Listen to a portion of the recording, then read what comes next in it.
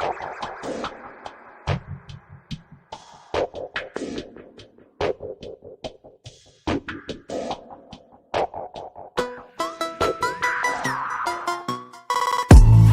everyone. Welcome to our YouTube channel.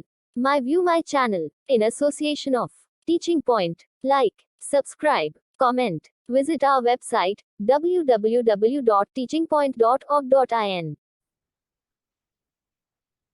JEE advance examination 2023 paper 2 Sunday 4 June 2023 का paper है हमारे पास। Question number 11 है यहाँ पे 11।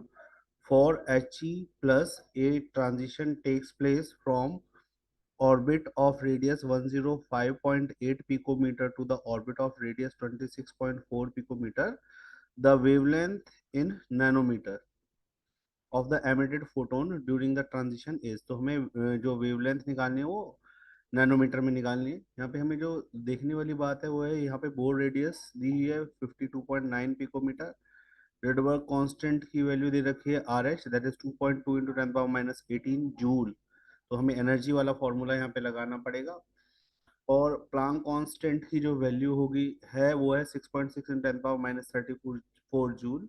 And speed of light is 3 into 10⁸ metre per second. यहाँ पे वैल्यू गिवन है। तो सबसे पहले हम लिखते हैं भाई जो रेडियस 1 है हमारी, दैट इज R, ठीक है, फ्रॉम रेडियस। तो ऑब्वियसली ज्यादा होगी तो इसको 2 मान लेते हैं, जो कम वाली है उसको क्या मान लेते हैं R1। तो R2 की वैल्यू दे रखी है दैट इज 105.8 पिकोमीटर और 105.8 इंटू 10⁻12। और जो R1 दे रखी है वो है 26.45 PM और 26.45 इंटू 10⁻12 मीटर। ये वैल्यू हमें यहाँ पे गिवन है। क्लियर है। तो यहाँ पे He प्लस हम यूज कर रहे हैं, तो He प्लस में Z आपको पता है, Z एटॉमिक नंबर 2 रहेगा इसका। ठीक है। अब देखिए यहाँ पे फॉर्मूला लगाएंगे हम। सबसे पहले रेडियस क्या होती है, A0 into N square upon Z। तो R2 निकालेंगे सबसे पहले। ठीक है। R2 की वैल्यू, A0 की वैल्यू हमें गिवन है दैट इज 52.9। एन स्क्वायर की वैल्यू निकालनी है, Z की वैल्यू कितनी है 2 और R2 की वैल्यू हमें दे रखी है दैट इज 105.8। तो इक्वेशन बनेगी 105.8 into 52.9 into N square upon 2। भाई यहाँ पे यूनिट चेंज करने की जरूरत नहीं है क्योंकि दोनों ही रेडियस पिकोमीटर में ही दे रखी है, स्टैंडर्ड है। तो इसका मतलब एन स्क्वायर की वैल्यू क्या हो जाएगी 105.8 इंटू 2 डिवाइडेड बाय 52.9, ये वैल्यू आ जाएगी। ठीक है। जब हम इसको कैलकुलेट करेंगे तो कैलकुलेट करने पर वैल्यू आएगी हमारे पास, एन की वैल्यू 2 आएगी क्योंकि देखो 52 टू ज़ा 105.9 105.8, तो इसका एन स्क्वायर है तो एन की वैल्यू ऑब्वियसली 2 आ जाएगी। दूसरा केस हम यहाँ पे ले रहे हैं R1 का। R1 की वैल्यू क्या होगी 52.9 इंटू एन स्क्वायर अपॉन 2। अब भाई आपको पता है R1 की वैल्यू कितनी दे रखी है 26.45 52.9 इंटू एन स्क्वायर अपॉन 2। तो it is the value of N square 26.45 into 2 upon 52.9।